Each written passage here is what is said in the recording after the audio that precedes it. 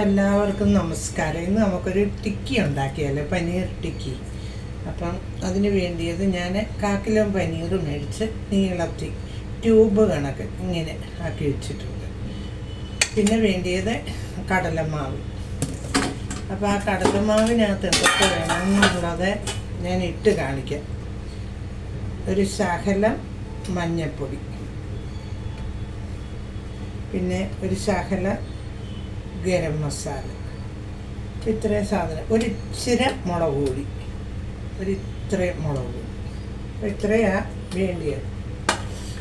അപ്പോൾ അതിനകത്തോട്ട് നമുക്കൊരു ശകലം കുരുമുളക് പൊടിയും കൂടി ഇടാം, ഒരിച്ചിരി കുരുമുളക് പൊടി.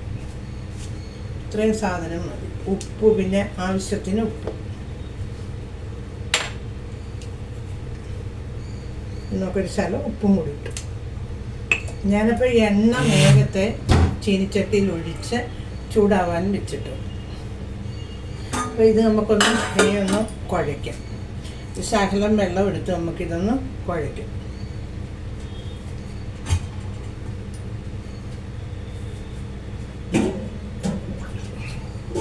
നമുക്ക് ആവശ്യത്തിന് വെള്ളം ഒഴിച്ച് ഒരു സ്പൂൺ ഇട്ടൊന്ന് കുഴയ്ക്കാം.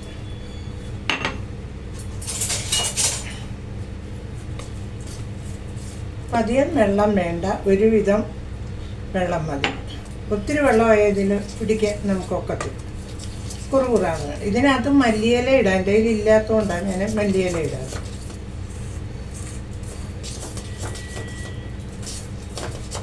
അപ്പം ഇവിടെ ഇന്ന് ഇവിടുത്തെ നോർത്ത് ഇന്ത്യൻ ആൾക്കാരെല്ലാം മഴ പെയ്യുമ്പോൾ സമയത്ത് ഇതാ ഉണ്ടാക്കി പക്കോട ഉണ്ടാക്കിയ ചായയുടെ കൂടെ കഴിക്കും. ഇത് തന്നെ ഉള്ളി വെച്ചും ഉണ്ടാക്കാം, ആലു ഉരുളക്കിഴങ്ങ് വെച്ച് ഉണ്ടാക്കാം, എല്ലാം വെച്ച് അവരവരുടെ ഇഷ്ടമോ ഓരോന്ന് വെച്ച് നമുക്ക് ഉണ്ടാക്കാം. അപ്പം നമുക്ക് എണ്ണ ചൂടാക്കിയിരിക്കുന്ന അതിനകത്തോട്ട് ഇതൊന്ന് മുക്കി ഇടാം.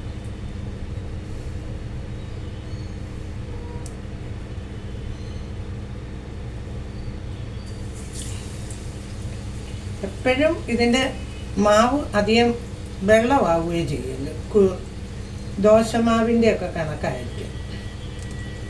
നോക്കത്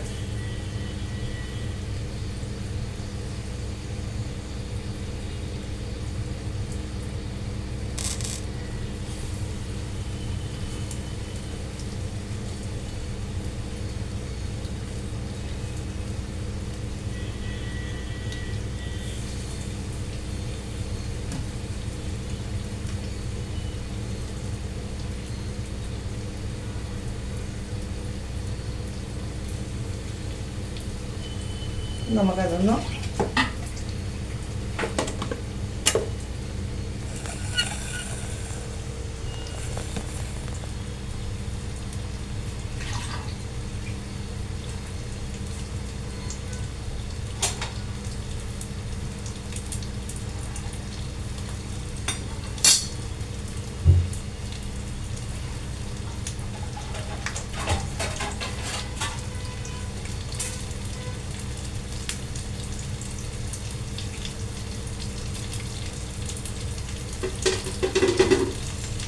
നമുക്കതൊന്ന് തിരിച്ച്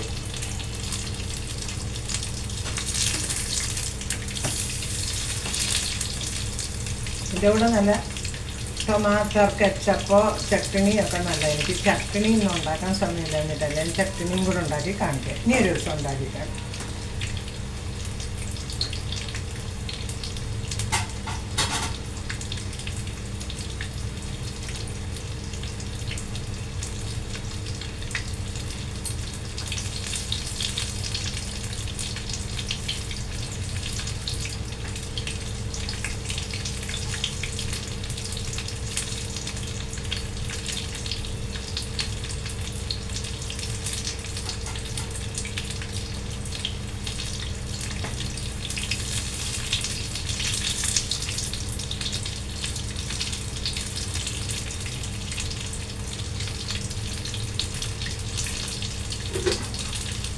നമ്മുടെ ചൂട് പനീർ ടിക്കി നമുക്ക് ഇങ്ങോട്ട് കോരിയെടുക്കും.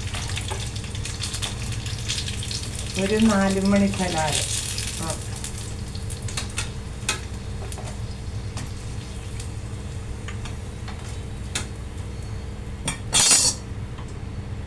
അപ്പം